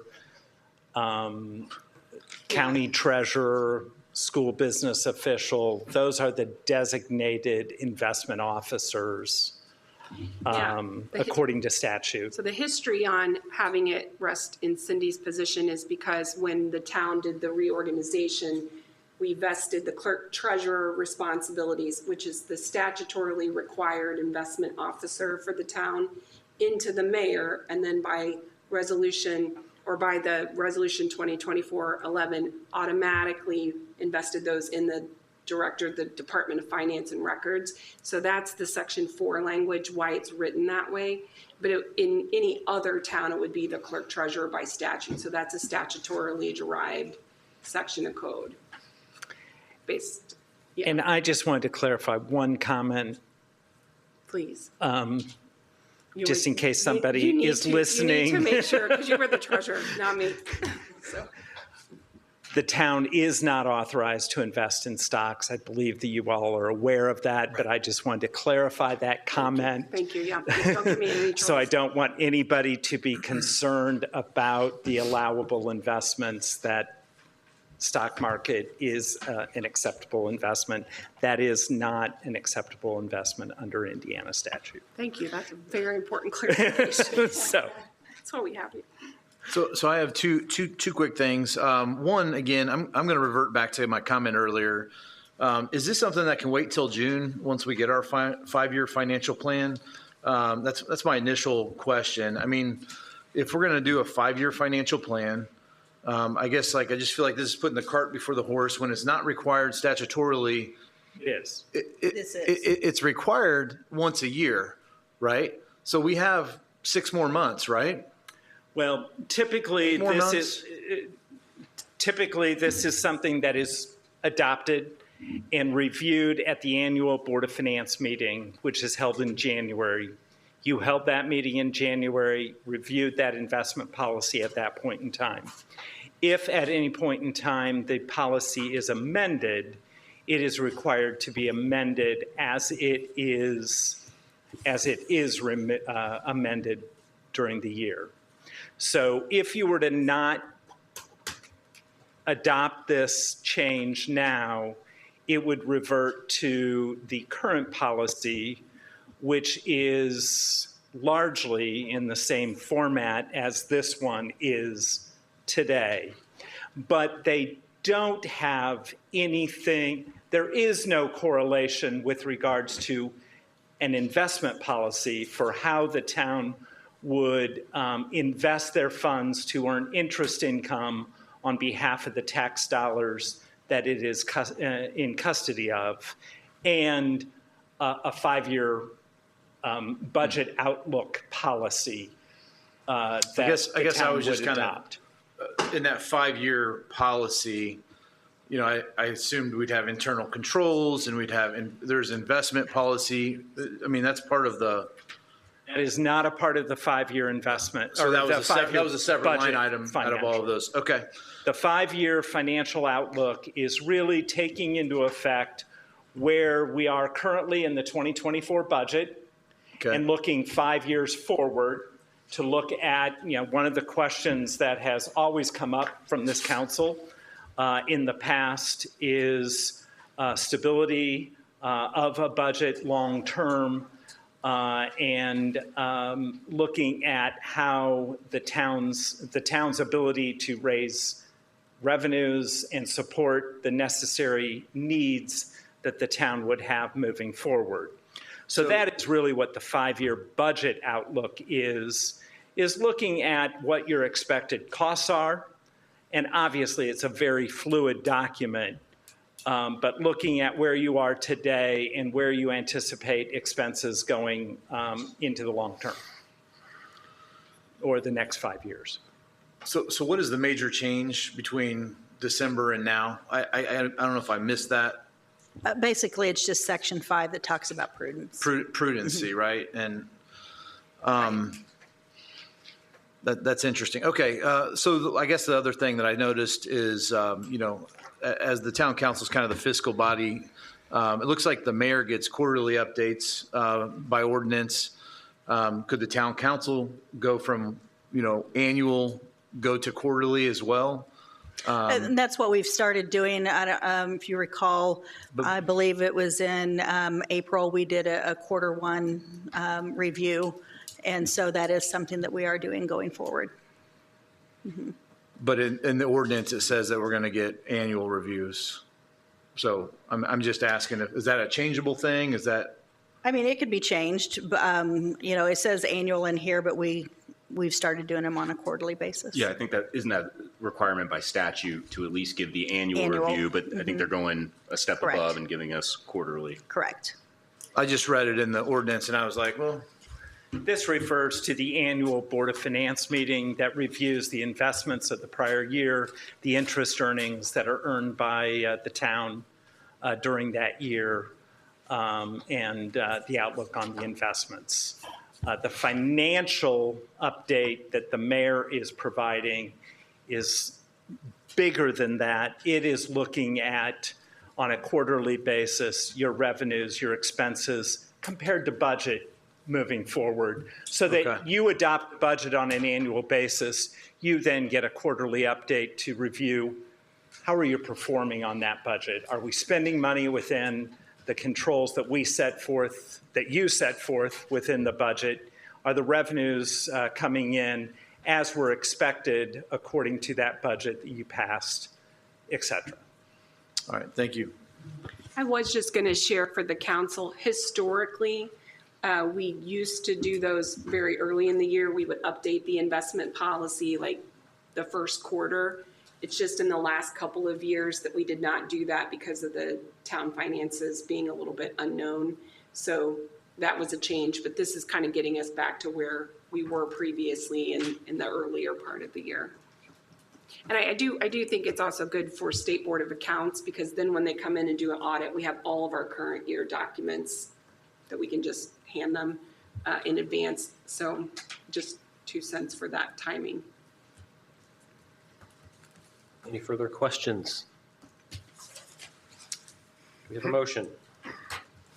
I would move that we introduce on first reading ordinance 2024-13. Do we have a second? Second. It does say on here first reading, is that right, Heather? Yes. This would require 2? Okay. Yes. Second by Counselor Stein? Okay. All in favor, say aye. Aye. Aye. Opposed, same sign. Motion carries 6-0. Thank you. Item F, consideration of an ordinance adding Title III, Chapter 34, Section 34.04 to the Zionsville Town Code. This is ordinance 2024-14 on first reading. John Oberlander to present.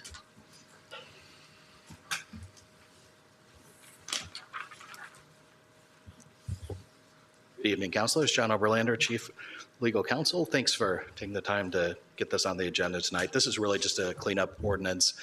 There was a fee schedule ordinance that the council adopted last year. As it was being codified by American Legal Publishing, they reached out to Amy Lacey, had a discussion with me. I talked to Heather about it as well. The prior ordinance didn't actually incorporate the fee schedule by reference into the town code. So that's what this ordinance does. It creates a new section, references the full fee schedule, and says that they can, the public can access it at town hall during business hours or on the town website. And Amy's actually already put it up on the town website. So, Any questions? All right, let's entertain a motion. I will make a motion to introduce ordinance 2024-14 on first reading. Second. Okay, we have a first by Counselor Norris, second by Counselor Sampson. All in favor, say aye. Aye. Opposed, same sign. Motion carries 6-0. Home stretch. Any other matters? All right. Then I would entertain a motion to adjourn. I'll make a motion to adjourn. Second. Nice job, Vice President. First by, hold on, we're not done yet. Got to make sure we get out of this meeting. First by Counselor Norris, second by Counselor Melton. All in favor, say aye. Aye. Adjourned. Motion carries 6-0. Next regular town council meeting is scheduled for Monday, May 20th, 2024, 7:30 a.m. here in the Zionsville Town Hall Council Chambers. Final notice will be posted in compliance with the Indiana Open Door Law.